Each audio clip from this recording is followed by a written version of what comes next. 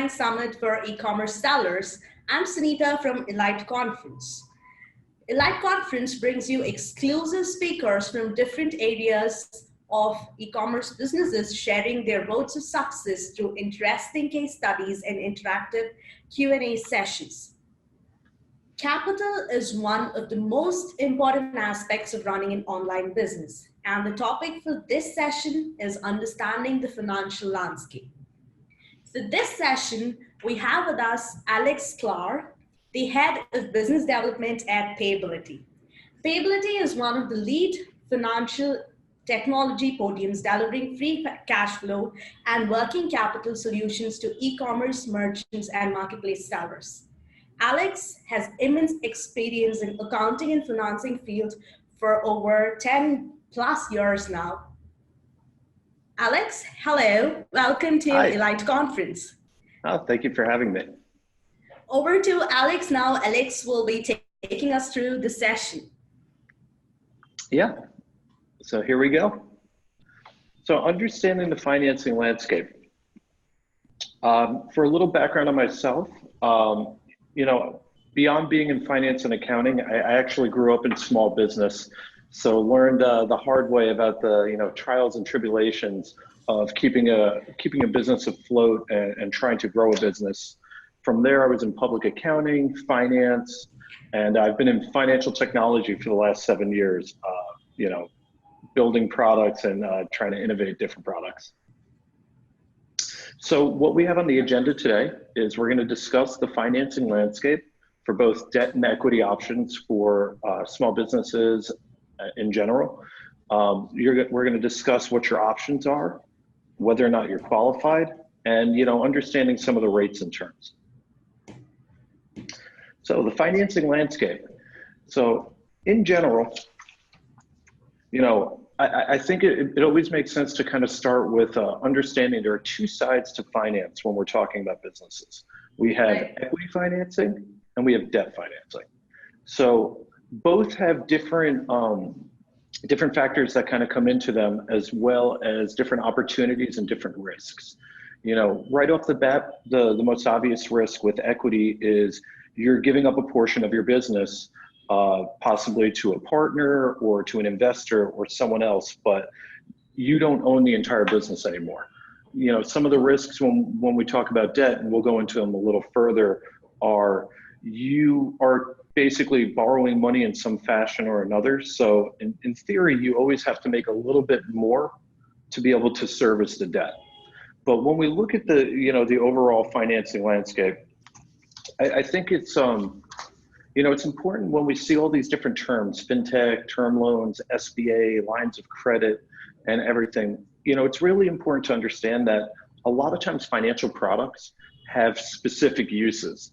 So where, an equipment lease might make sense for one thing, where, an unsecured working capital loan might make sense for another, they may not always be, one size fits all. So it's good to understand what the options are out there and know what the specific uses are, for them essentially. So let's dive into the financing landscape a little bit. So as a small business owner, a lot of times, all the information out there for financing can be a little overwhelming. And, if you go online, there are literally thousands of different lenders, hundreds of different products.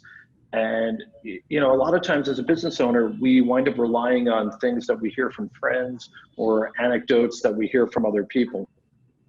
And, you've probably heard some of these things yourself. You need to have a better FICO score to be approved. I'll just put everything on a credit card. Maybe I'll ask the vendor for financing. Someone may tell you, just go to your bank.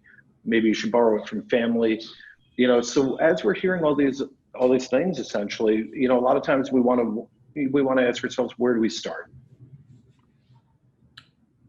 Right.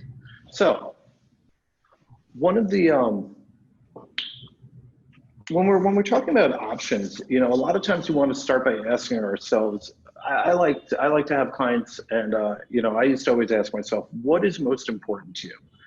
Is it the speed with which you're going to receive the funds?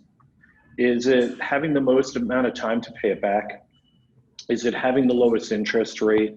Is it not selling a portion of your business? So as we start to dissect these different types of questions, we start to narrow ourselves down into our different options. Other questions that you would want to ask yourself are, am I willing to put up collateral? Do I want to specify how I'm going to use the money? Do I want to have to create a business plan? Am I using the money for growth? Am I using the money to get myself out of an emergency? Or is the money that I need kind of to smooth out cash flow and make the business run a little smoother?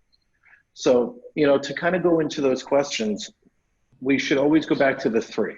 How fast do you need the money? How long of a term do you want? And, what type of rate? So when we're talking about receiving money fast, the honest truth is the faster you need money, the more expensive it's going to be. And most young entrepreneurs, they're always with the idea that if I had more money that I could put into my business, then probably it could have run better. Right. And right. Please go ahead.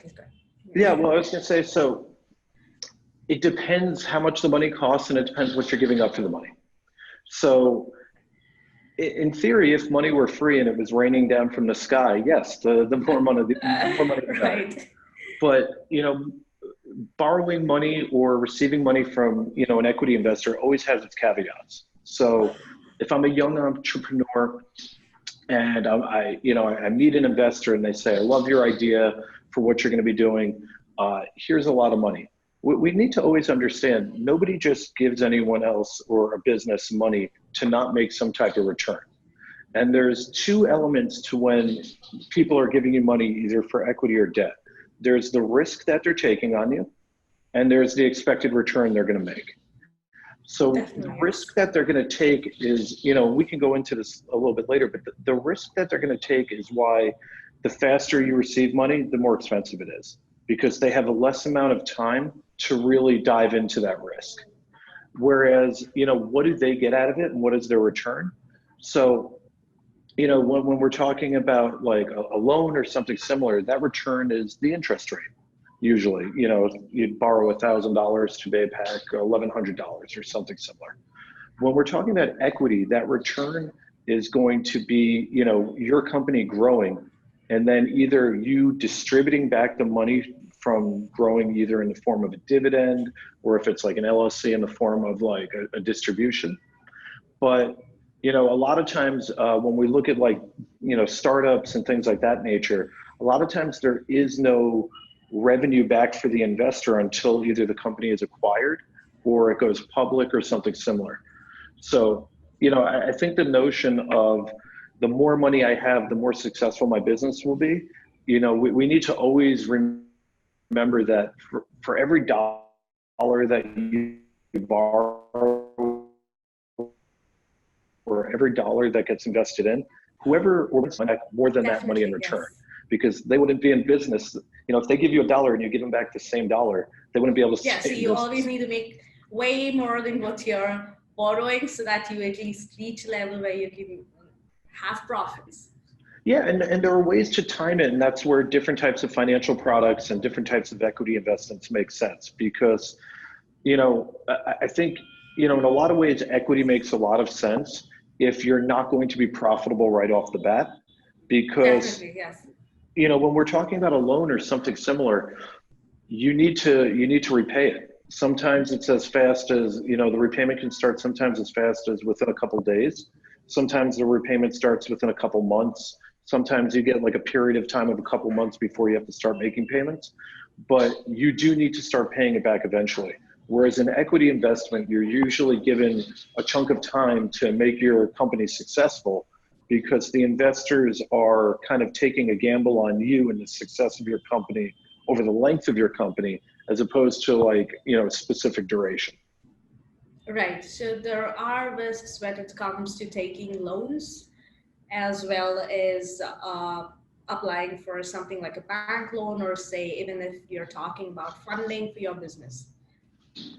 Exactly. So, and when we're talking about, in one of the further slides, I go into this a little more, but when we're talking about, the debt side, there are different types of debt as well.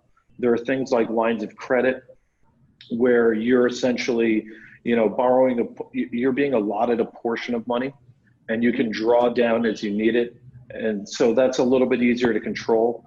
There are products like future sales of receivables, which is factoring and essentially cash advances, where you don't necessarily pay a specific amount back like you would with a loan, but you're essentially selling a future receivable. So, it would be someone saying that, I'll buy $100 worth of your sales for $90 and, your future sales. And as you're making those sales back, they take a small portion of it to be repaid. So a lot of times for small businesses, e-commerce companies, that's usually a little more effective, because if you're having a slower month, then you're repaying slower. And if you're having a busy month, you're repaying faster and getting it off your shoulders. Right. So it depends on the flow of your businesses and how the cash inflow is and how much you could repay back. Exactly. And, kind of what the infographic here on the slide says, what I think most people should do is, you always want to do your research. And then, when you find, whether it's an investor, whether it's a loan product, you want to make sure that you're reading everything. I think a lot of times what happens is people get really excited. They see, essentially someone dangles money in front of their face and says, we'll give you $100,000, we'll give you $1 million. And they rush through the process, or they get nervous that someone's going to rescind the offer. And anytime someone's putting pressure on you to basically take it now, we should always, second guess that, because a lot with all of these decisions, they're serious decisions. And we always want to make sure we're reading the contracts fully. If we don't understand something, we want to ask questions. If people won't give us the answers to the questions we're asking, then, we want to think about those type of things, because at the end of the day, it's your business. So, you always want to do what's right for you and your business, and make sure that you're comfortable in everything you're kind of, you're entering into. Right. And one of the most commonest reasons that I've heard most sellers say when the finance is narrowing down is that they are eventually running into personal debt, which is why they are having, doubts about going forward with their business. Right. Do you think there's a difference between personal debt and business loans in terms of repaying and other things that our sellers must know? Yeah, absolutely. So, when we're talking about personal debt. Alex, do you want me to ask this later? Is it part of your presentation? No, I just wanted to jump into it. I wanted to just jump forward into a chart so it could be on the screen. So when we're talking about personal debt, I think it's important to understand that some business loans make you sign personal guarantees and make you personally liable as well.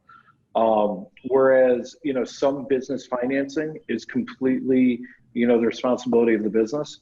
So I think it needs to make sense for every individual. A lot of times so there's different types of personal debt. Let's start there. So if we see on the right-hand side, I have a column for unsecured consumer loans, which are a lot of times a decent option if they're available to you. You have to have a certain FICO score, which is your credit score, which we can go into in a little more detail. But a lot of times those are good starts, as well as, credit cards are essentially personal debt if they're on your person. It's really a question of what are the rates? What are the terms? Does it make sense for you? Ideally, we want to always have our personal debt be personal and our business debt be business. And that way, if God forbid something happens to the business, you're not, it doesn't affect you personally. But right. I think that's not always realistic for small business owners.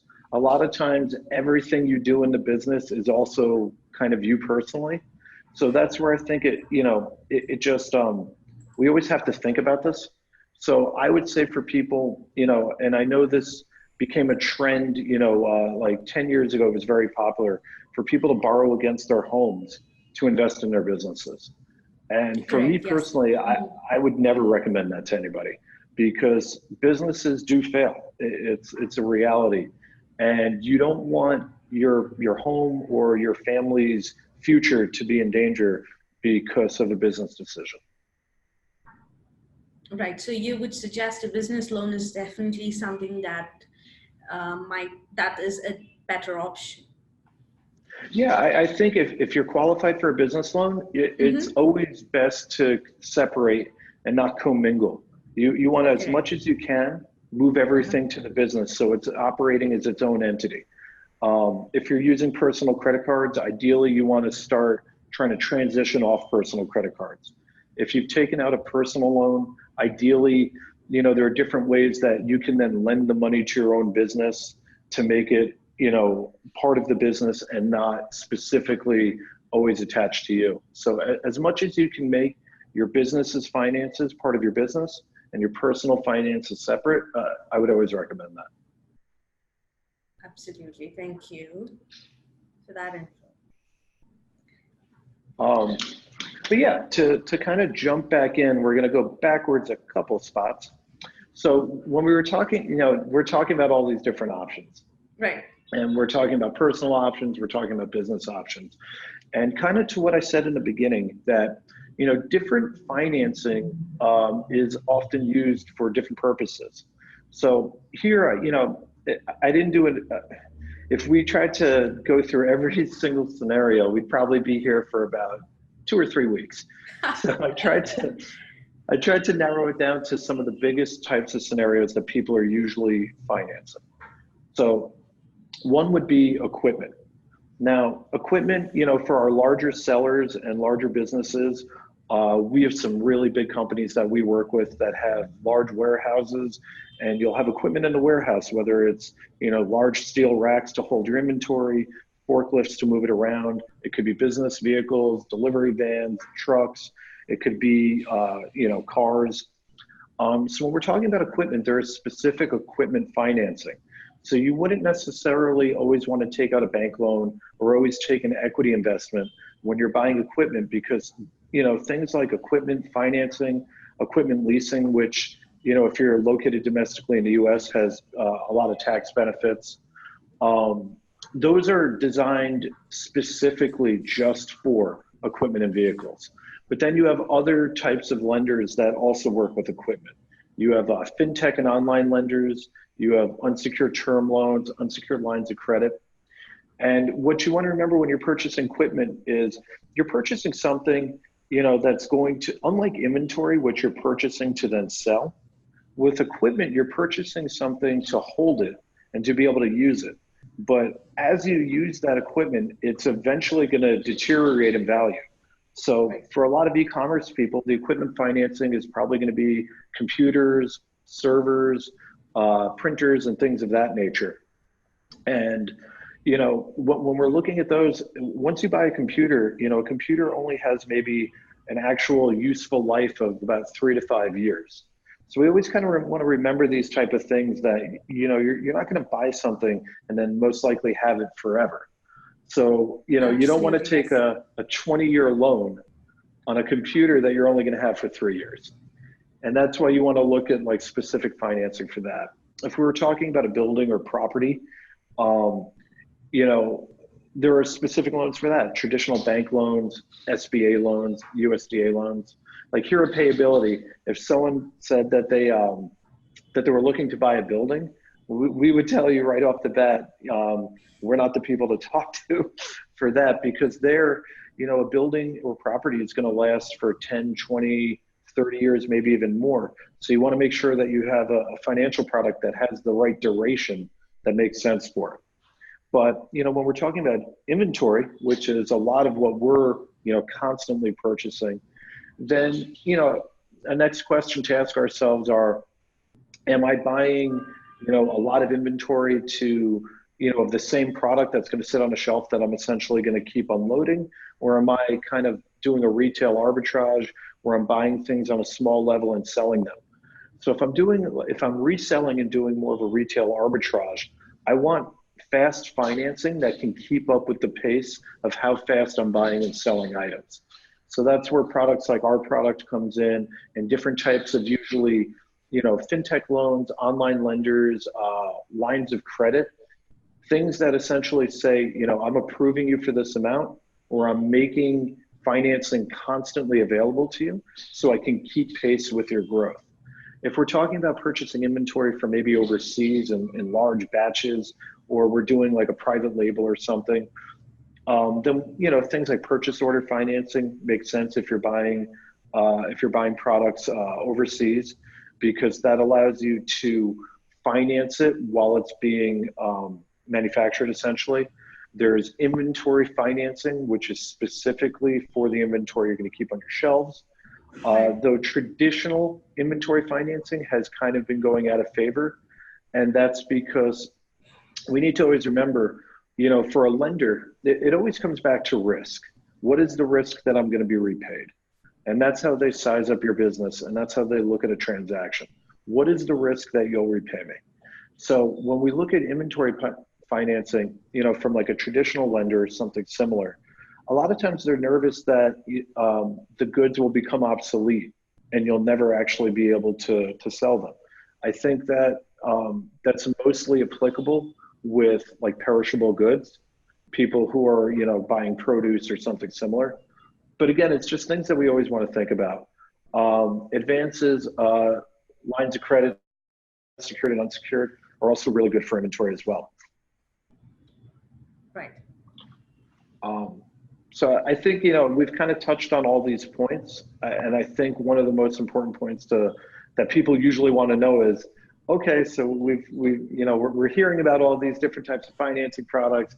We're hearing about equity. You're talking about inventory. You're talking about property. How do I know if I'm even qualified? So absolutely, yes. So I think that's one of the questions everybody is going to have. Like, if I am an e-commerce seller who's just starting off, I have nothing to show, right? So it's just my idea. It would be amazing if they're getting paid based on the idea, but is that the case? So I think some people really hit it out of the park sometimes and just get paid on the idea.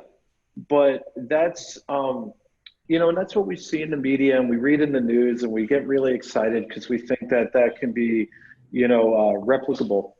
But I think when you're talking about having, someone come in and essentially just say, oh, sorry about that. I think when you're having someone come in and say, I'm going to finance this whole idea and your whole business, off of an idea you wrote down on a napkin for me. I think in those types of scenarios, you have to be doing something that's actually truly novel.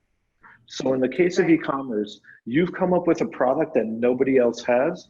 You have a source for it that no one else can have, or you've invented it.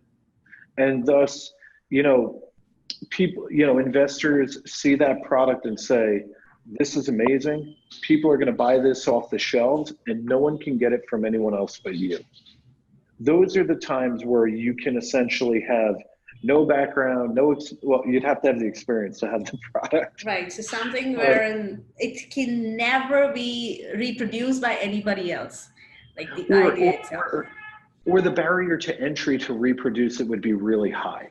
Correct, so, yes. You're that first innovator and you have the first shot at it. So I think on like popular television shows in America, like Shark Tank, definitely, and in Canada, yes, like Dragon's Den, we see those type of scenarios where, something truly novel came out, or someone took an existing product and really improved it in a way that people hadn't seen before.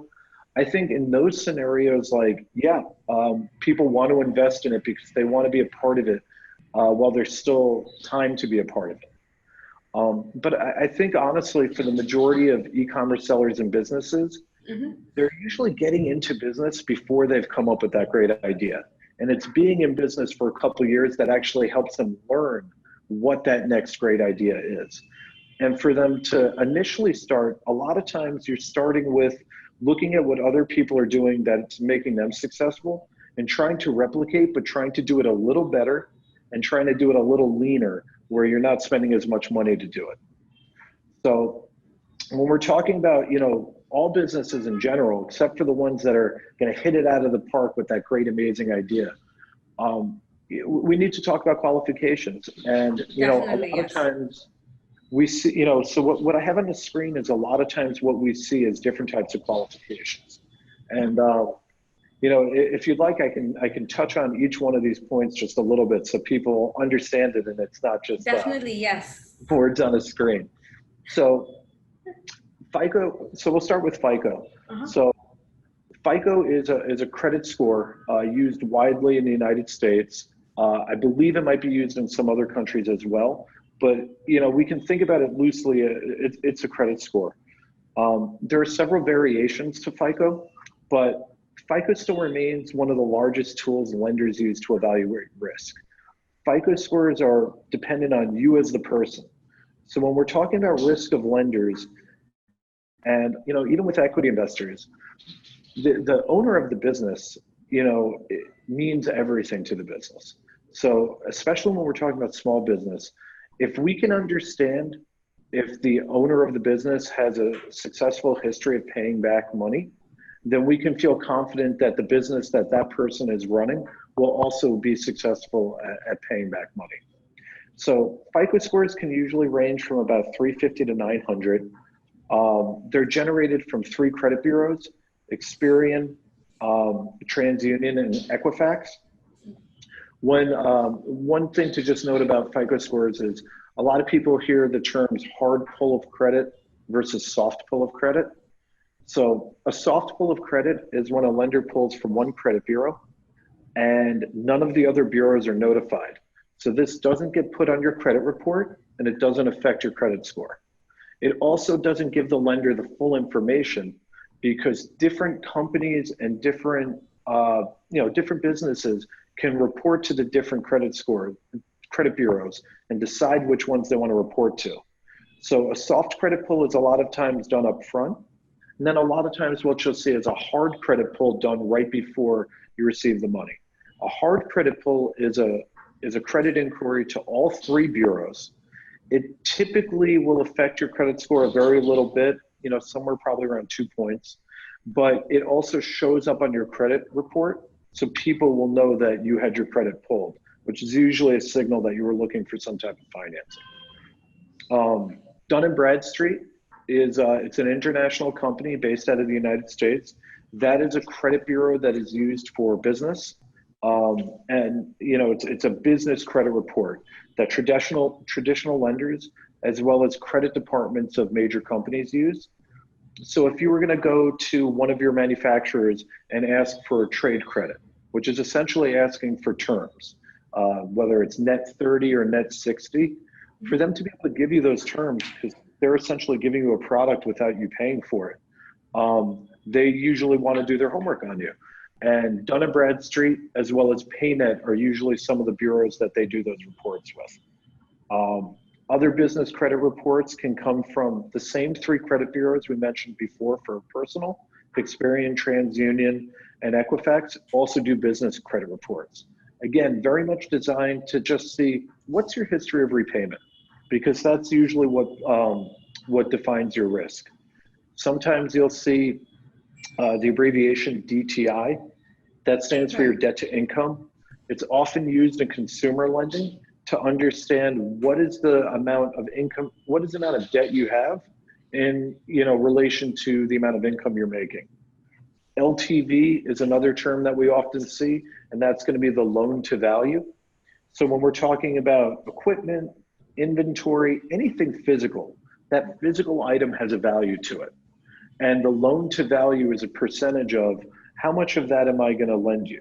So if we use an example and we were going to buy an asset for $100 and we were going to finance 80% of that asset, then our LTV would be 80%. Okay. A PFS is also something that people might see. That's going to be your personal financial statement. So a lot of times, again, when it comes to the owners, understanding the owner's history of credit, understanding what assets the owner has, can often result in longer terms and cheaper rates. So the PFS is a personal financial statement. It's usually a list of all your assets, all your liabilities, all your sources of income, and that way, that's how they kind of derive what your DTI is in a way. Business plans are also sometimes used for financing. They're definitely used in equity. except for the rare scenarios where you can, pitch someone on a napkin. A lot of times they want to see a business plan. A business plan is, even if you're not looking at lending, a business plan is a lot of times something that's really important to just kind of do as an exercise, because it's a document that's really setting out a business's future objectives and strategies for achieving them. Typical topics covered in a business plan are, a sales and marketing strategy, the financial background, projected profit and loss, and bios and resumes of the owners. Because what the business plan is doing is it's taking an overall picture of who's running the business, what the plan is for the business, what the addressable market that this business is going to go after, and how you think the business is going to do over the next couple of years, based on your projections of the aforementioned. Right. So it's basically like a log of how things might go ahead once you start, like have a plan. Yeah, that's exactly right. And it's showing your expertise and why you think that your company is going to be successful, and putting it on paper and documenting it. So even just, even if you don't need any debt, even if you don't need any financing or any type of investment, it's always a really good idea to make a business plan for yourself, because a lot of times you notice things once you put things in writing that you never would have thought about had you not actually taken the effort. Right. Even when it comes to e-commerce business, even after you've sorted out all the finance and other options, there's so many things that you tend to miss out when you just have it all in your head and not on paper. That's exactly right. And one of the worst things that can happen is you come up with a great idea and you forget it because you didn't document it, or just essentially, we always want to be, as business owners, we want to pick everything apart. We want to understand why we're doing everything. We always want to be as data-driven as possible. Having a great idea is awesome. Having a great idea and knowing how to execute it is the difference between a really great idea and a really successful business. Absolutely, yes. And then just to touch on what we're seeing on the right-hand column, these are items that lenders and investors will often look at, when they're determining qualification. Industry, even in the world of e-commerce, we have all these little subsets of e-commerce. We have resellers, we have retail arbitrageurs, we have first-party sellers, third-party sellers, we have private labelers, we have wholesalers, vendors. We have people who are selling to e-commerce sellers, but they're also buying the products themselves. So understanding the industry is important. Your location, your geographic location is going to be important. There are just some lenders who don't lend internationally. Some don't lend in specific states if you're in the US. Some want to lend locally, and others do lend internationally and things like that. So knowing which lender you're talking to and understanding what locations they lend to is important. Time in business. Time in business is often very important, and we'll see this a lot. Sometimes you need to have 3 months time in business, 6 months time in business, 1 year, 2 years. Some lenders don't require any time in business as long as you have a business plan. So understanding who you're talking to, which financial institution, and how much time in business is required is important. And sometimes it makes sense to talk to them even a little bit before you actually make that requirement, so you're not a stranger to them once you do have the correct time in business. Annual revenue is important for companies that are already up and running, and for lenders to understand if you're going to be able to repay loans.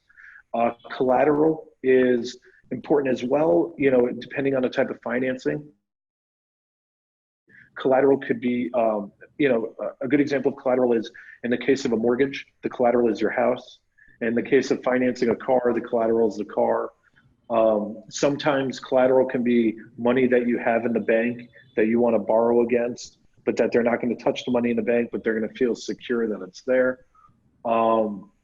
Bank statement reviews are often for existing companies. They're going to want to see what your bank statements look like, whether or not how many physical monthly deposits do you have? How much are you depositing per month? Is your bank statement ever going negative? Are you ever having NSFs, which are non-sufficient funds? There are all sorts of things that different lenders will look at when they're looking at your bank statements. And similarly to financial statement reviews, they're going to look at your balance sheet, your P&L, which is your profit and loss, which kind of gives lenders an idea of if you have enough cash resources to continue operations, as well as knowing if you have enough cash to pay off the debt at the same time. You know, your balance sheet is usually examined to understand what types of assets like cash, property, equipment, accounts receivables you have, and, you know, what you owe, liabilities, you know, accounts payable and debt, as well as how many investors you may already have in the business. And then, you know, just in general, at least in the United States, a lot of times lenders may also ask to see tax statements and your tax returns, maybe business or personal. That way they can have an understanding of your liquidity, essentially. Absolutely. So one question that I think most of us might have is that when you're talking about a brick and mortar store, you know, there's a lot of credibility that's been around. They've been there for about 10 years. They have location. Their warehouse is located in place X, place Z, place Y. But when it comes to an e-commerce store, it's a lot different. So is there something that's different, or is there something that the banks and other usual traditional financing options get wrong in terms of financing for e-commerce stores? I think that's such a great question. I think there's a lot that traditional lenders get wrong when they're looking at e-commerce. First of all, we have to understand that banks have existed for hundreds of years, and right. E-commerce has only existed for a couple decades. And for a lot of traditional or older banks, you know, I think for a while they thought that e-commerce was going to be kind of a fad and that it would never really continue. So they, you know, I think at the times when they could have learned a lot about e-commerce, they weren't putting the time in then. And then in understanding how it really works, as well as we also need to understand that when we're talking about a large bank or a traditional bank, the cost that it takes them to underwrite a business and look into a business and its sales and everything is a lot of times a little too cost prohibitive for them to move forward. As well as they really don't understand a lot of the nuances. So when we're talking about some of the biggest e-commerce companies doing tens of millions, maybe even hundreds of millions of dollars, the banks feel very comfortable. Here's a large company, they have bank deposits, they may even own their own building, they have property, it looks, once you start to hit that type of size, you start to look more and more like a traditional brick and mortar company. But I think when we're talking about, and even some of those big ones, but when we're talking about e-commerce businesses in general, it's a lot of times they don't know where to look for the same type of information.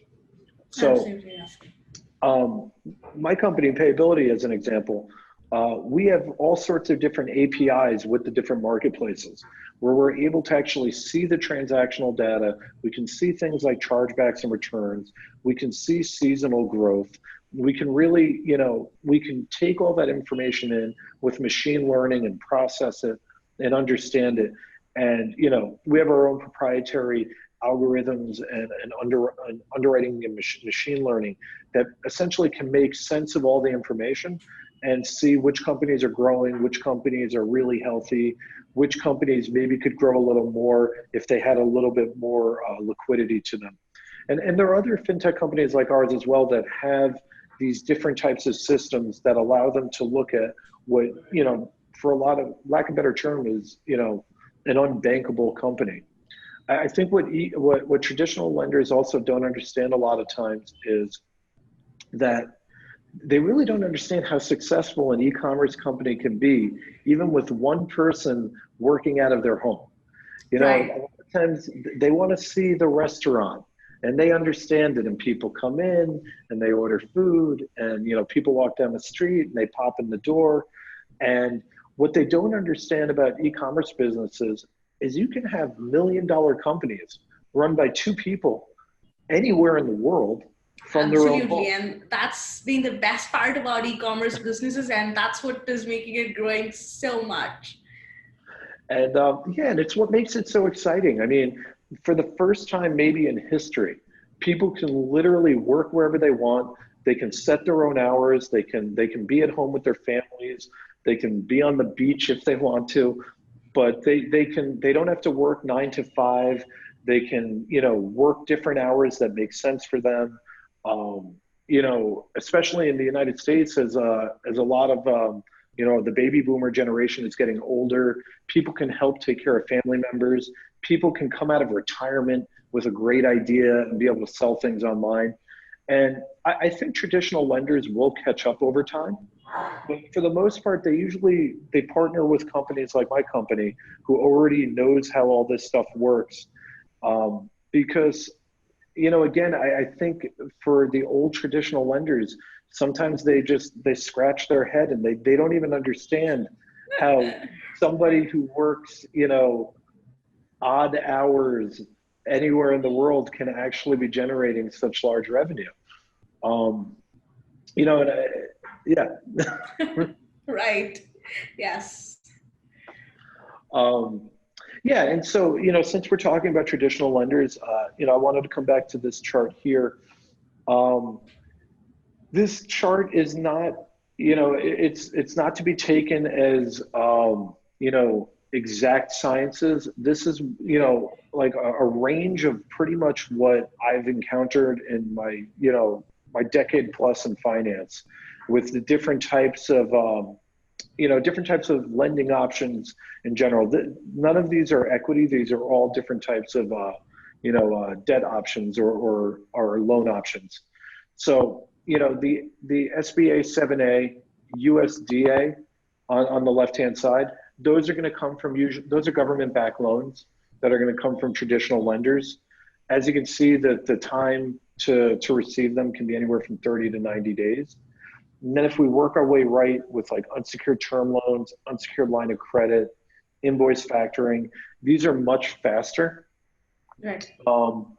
But they can typically have shorter terms, and the rates are a little bit higher because, as we talked about before, the speed with which you're funded and the rate, it goes hand in hand. Because essentially all those things we talked about before, all those things that a lender wants to look at, if you're shortening that time period, they're essentially saying, okay, well, we won't look at this, and we won't look at that, and we won't look at this. But when we're talking about, and actually I don't want to skip ahead. I think I talk about this in a couple slides. We talk about the ROI of for e-commerce. But, when we're understanding rates and terms, we went through a lot of this stuff before, but, essentially it's good to know things like, what is interest? I think everyone hears about interest and APRs, and a lot of times people, they don't really know what it means, but a lot of times we're afraid to tell people we don't know what these things mean for the risk of looking less savvy. So I think three of the most important things are the top 3 bullet points there. And the first is, what is your financing cost? And the financing cost is the dollar cost of interest. So, and any other charges, like any other fees that might be involved in obtaining funds. So when we're talking about, a financing cost, one of the simple ways to think about it and to calculate it is by looking at the amount you actually received and deducting it from the total amount that you owe to pay back. And you also want to keep track of any additional fees that may come up along the way and constantly add that into the amount that you're going to pay back at the end. So if we receive $100 and we're asked to pay back $125, and along the way we pick up another $2 fee and another $3 fee, we owe $130 at the end of the day, and we received $100 for it. So we always want to remember, what that cost looks like. And that way we can start to do the math to see if that makes sense for us. Interest itself is the money paid regularly at any particular rate for the use of funds.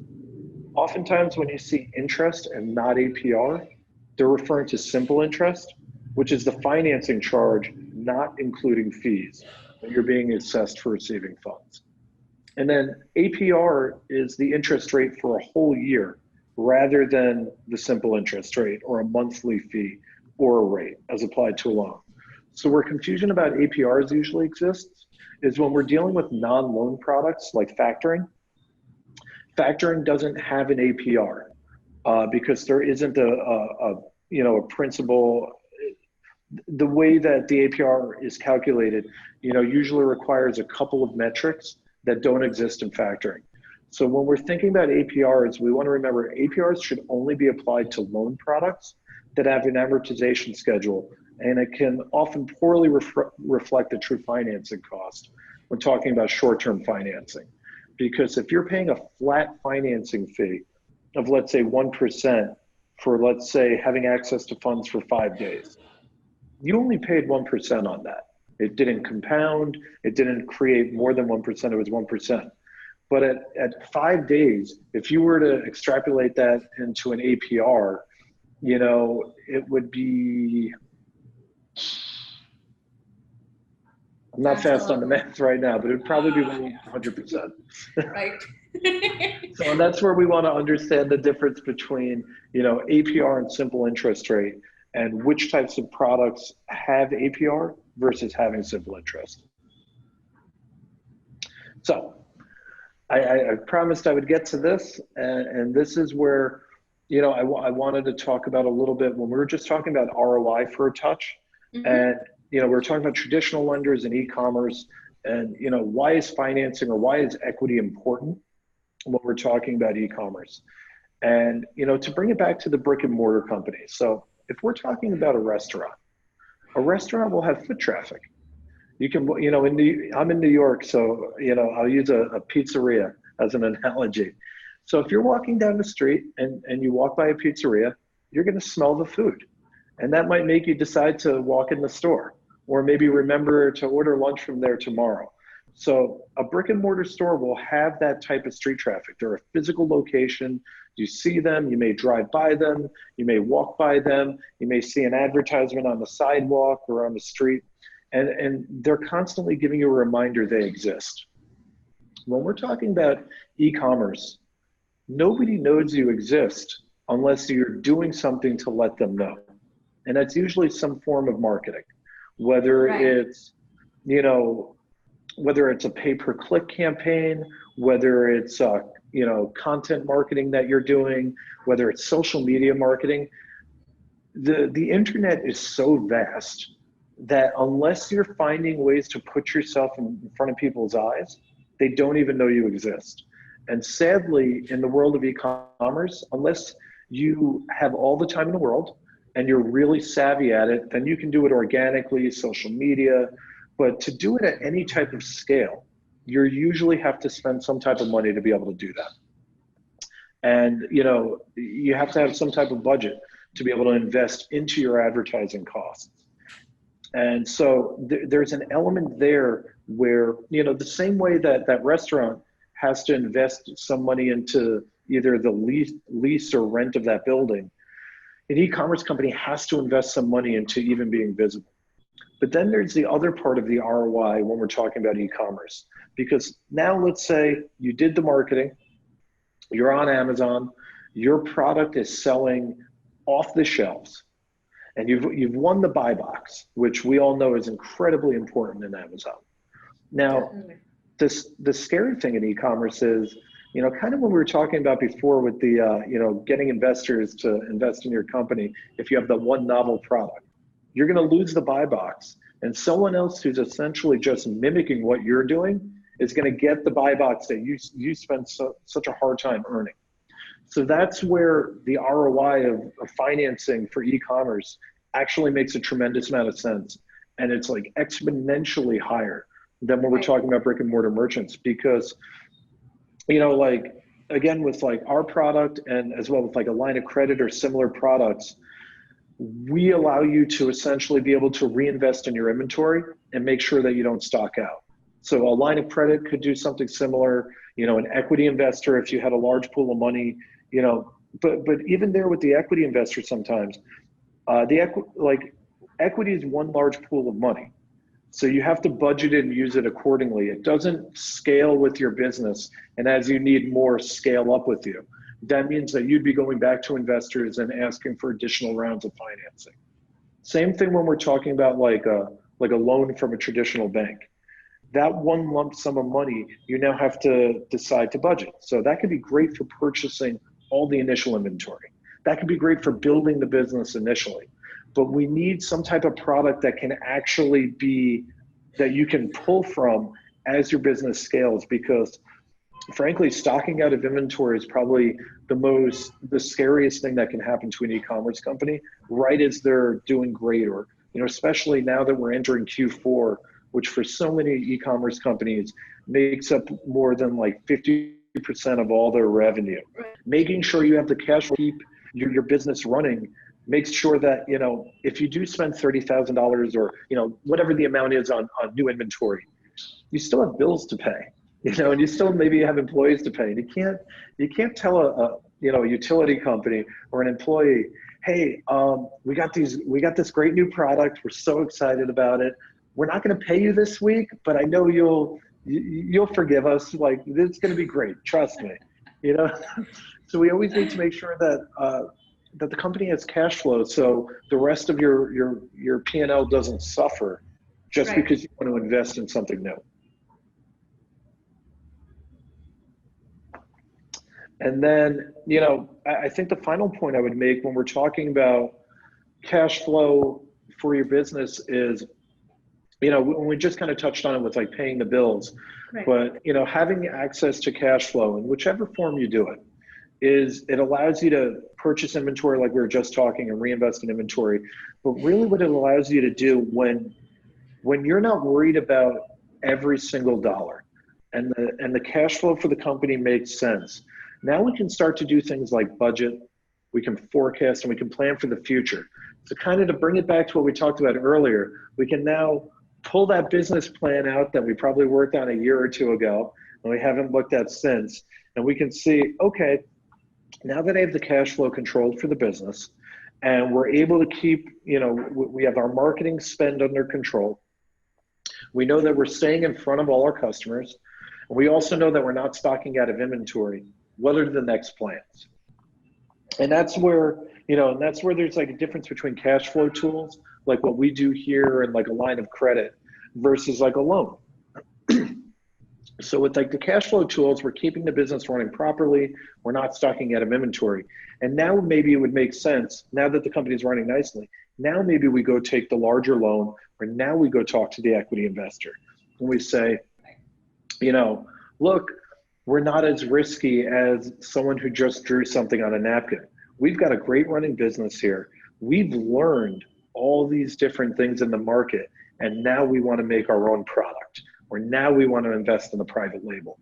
Because, to bring it back to equity, when we talk about equity, there's all different sorts of levels of equity. A lot of times you have your seed round or your angel investors.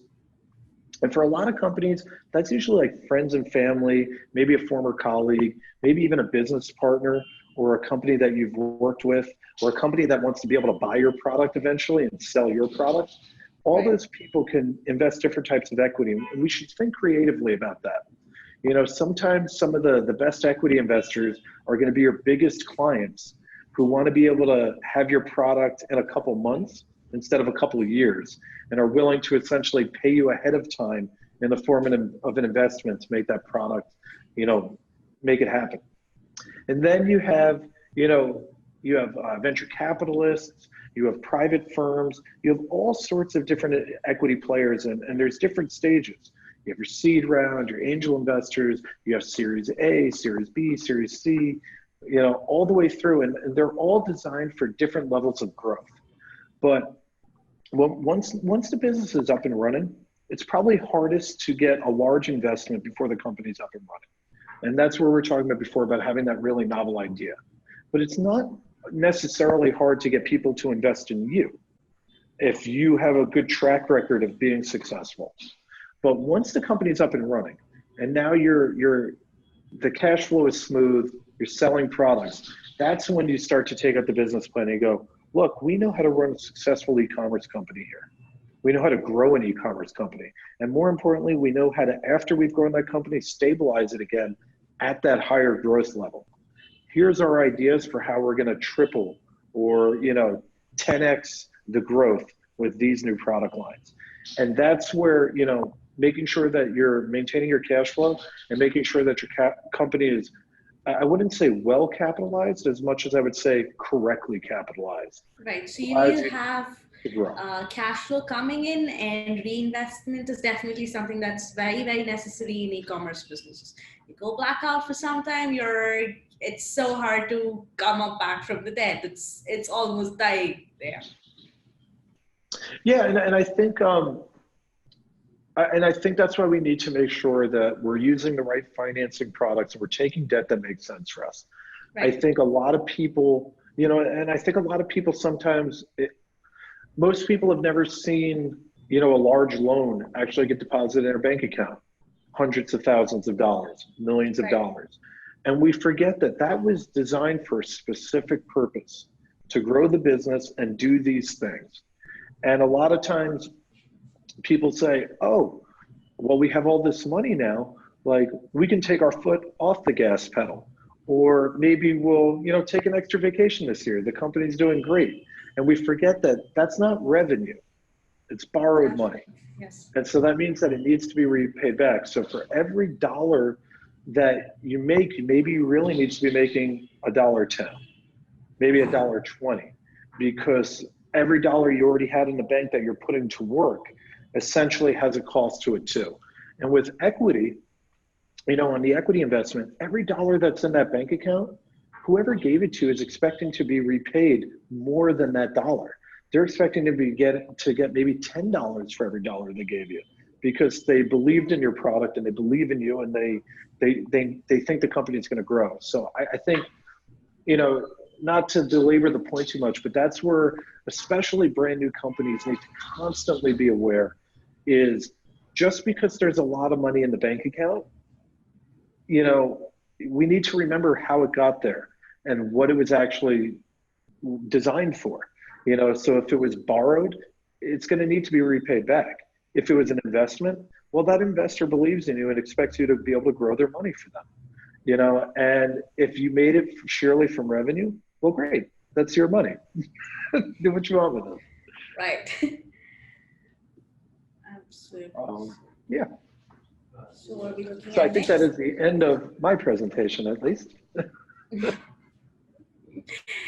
Absolutely. That was definitely a very, very informative session. Thank you, Alex, for taking us throughout the complete financing guide for e-commerce sellers, and a lot of information on ROI, what they must be thinking, or say what are the factors that they should even consider if they want to step into the business and grow out big there. We will now move to the Q&A session. We've picked up some of the most interesting questions sent by our viewers. Going on to the first one, having the right liquidity ratio can definitely help sellers in increasing revenue in the most optimum way. And Payability must have helped thousands of sellers. May I have some idea about the kind of sellers using Payability platform? Sure. And yeah, liquidity is incredibly important.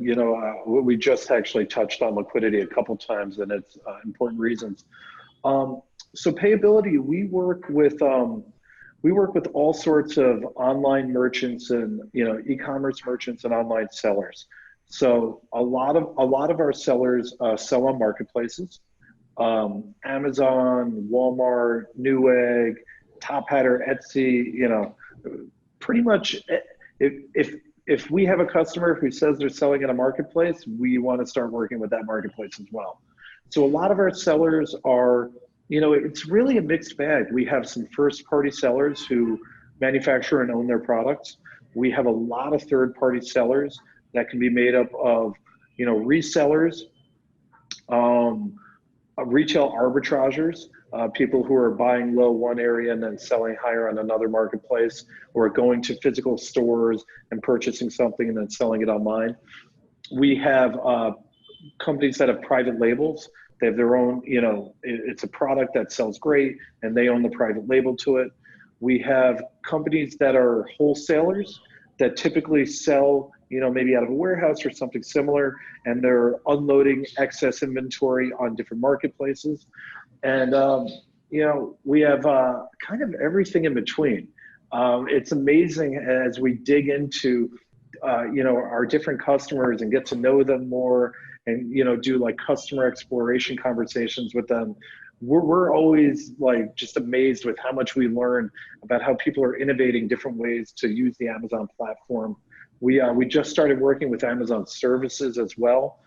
These are people that, if you buy like a desk and you press the button that says, I'd like someone to build my desk, these are the companies that are sending people to your house to actually build them. We work with Shopify. Yeah, and we work with Shopify websites.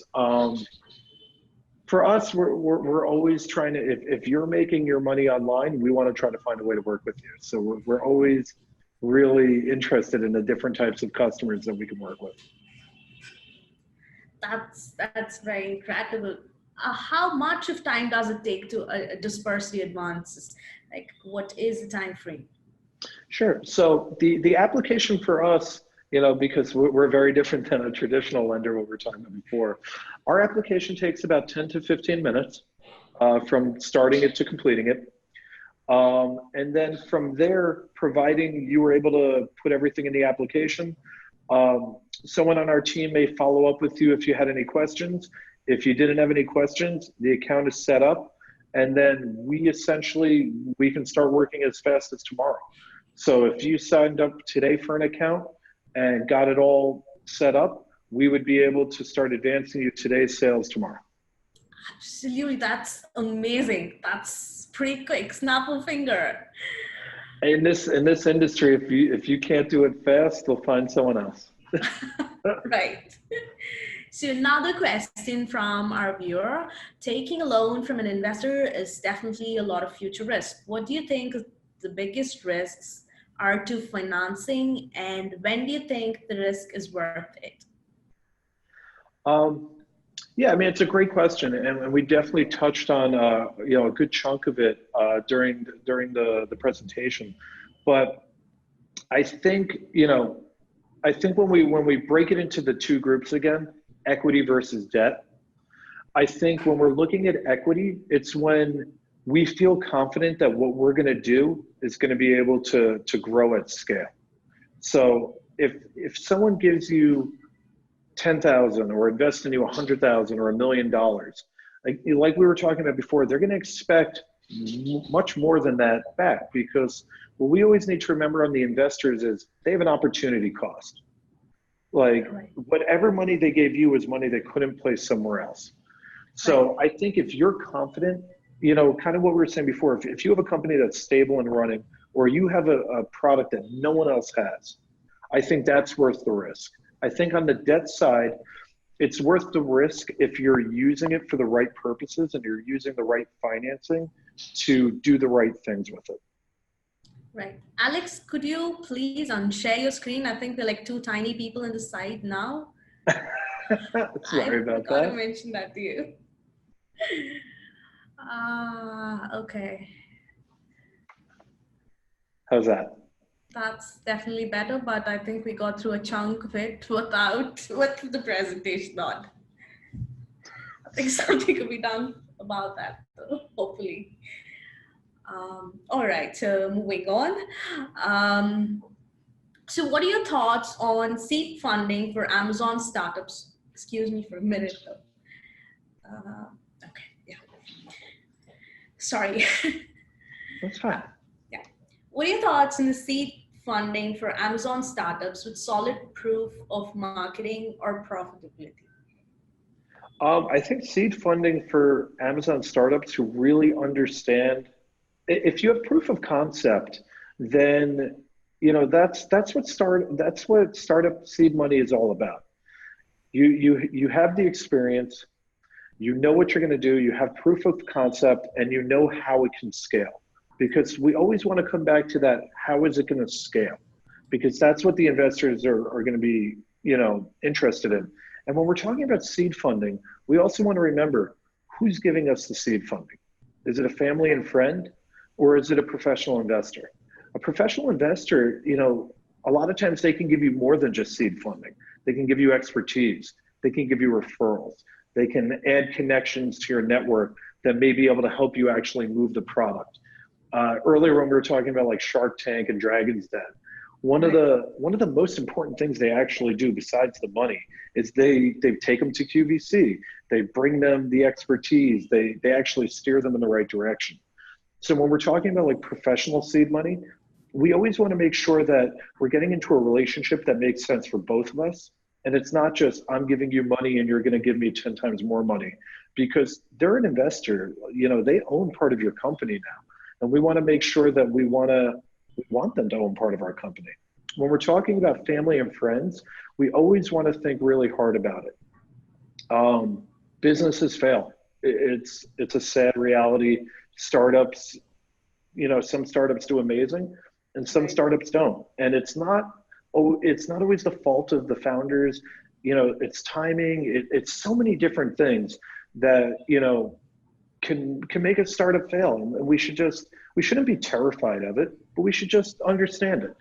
And so when we're raising money from friends and family, we want to really remember that. We want to have the conversation with ourselves before we do it and say, what happens if I can't pay this person back? Am I going to feel uncomfortable at Saturday night dinner with that family member 2 years from now? Am I going to lose my friendship with this person if they never see a return? Like, is that gonna ruin a friendship, which is more important to me than the seed money? And we should also remember when we're raising seed money from friends and family, as it changes relationships. I don't know any other way to say it than that. Right. You're not just friends or family anymore. You're now in business together, and we should, it's not to say that you shouldn't do it, but you shouldn't go into, like, if I have one theme going throughout this whole talk, it's don't go into these things blind, and understand what you're doing, and understand like what would happen if your relationship changed with that person. Is that worth it? Should you maybe find a different investor? Because I think that's where the pain sometimes come, because a lot of times a friend or family member wants to help you out, and they, in the moments and in the excitement, they say like, oh, don't worry about it, it's not that much money, or this or this or that. And then we find out it was a lot of money to them. And Absolutely. And I would e-commerce always, businesses, I think it's a lot of factors. It's the trends, it's the landscape that keeps changing every day, every week, every month. It's not as predictable as the other businesses are. oh, for sure. And I think, and all business isn't predictable. Like it's, but with e-commerce, there's all these little things that can happen that may not even be our fault. You're buying a great product, and yes, then exactly. all of a sudden that product gets banned. Right. You now have a warehouse full of it, where you're using Amazon FBA, and they have tons and tons of your product, and you're not even allowed to sell it anymore. And those things happen. Or you had the best trend ever this season, and next year no one wants it. We saw that with the fidget spinners. Fidget spinners, yes, that was a crazy trend in which stopped. It was the biggest trend there could have been, and I don't even know what happened to it. But if you had bought 10 million fidget spinners, this summer, you're not going to be selling them. If you bought them last summer, they'd be off the shelves, before you know what to do with them. So I think when we're talking e-commerce, we want to understand those nuances of risk. Right. So I think we've come to the end of the session. Thank you, Alex, for being with us here today and giving us this amazing, incredibly informative presentation. Any last comments from you, Alex, before we sign off? Well, Well, I'd like to thank you guys for having us. You know, we want all e-commerce companies to really understand these things. You know, for us, I think that we do some really interesting things over at Payability that make a lot of sense for e-commerce sellers. So, you know, if you'd like to see or hear more about what we do, I'd encourage you to come check out our website. You know, we have a promotional code and everything. But in general, I would say do your research.